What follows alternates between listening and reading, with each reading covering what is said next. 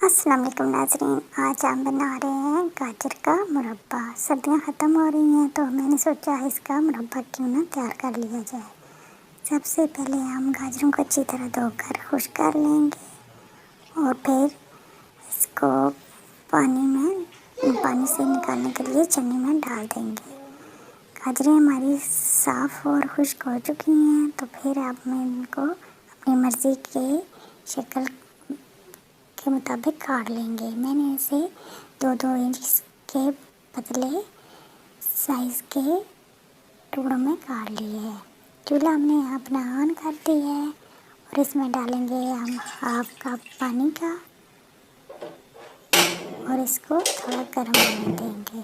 जब पानी गर्म हो जाएगा तो हम इसमें शामिल करेंगे 1 कप के करीब चीनी और इसे मेल्ट होने के लिए छोड़ देंगे।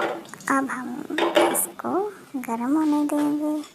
जब चीनी पिघलना शुरू हो जाएगी और चाट बनना स्टार्ट हो जाएगी तो हम इसमें डालेंगे 2 चुटकी नमक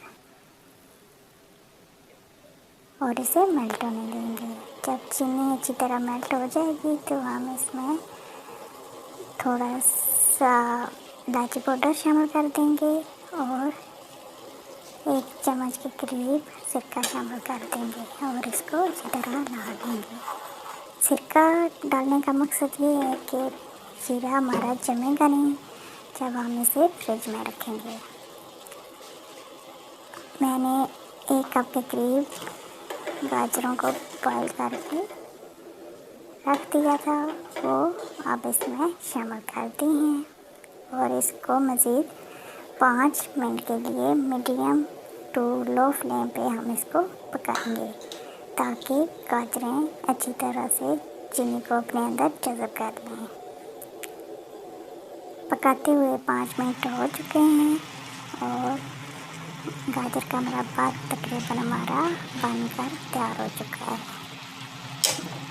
अब हम इसे एक बर्तन में निकाल लेंगे और इस पर थोड़े से बादाम शामिल कर देंगे और इनको छोटे छोटे टुकड़ों में थोड़ा सा पीस लिया है। हमारा मुरब्बा तैयार है। उम्मीद है आपको पसंद आएगा।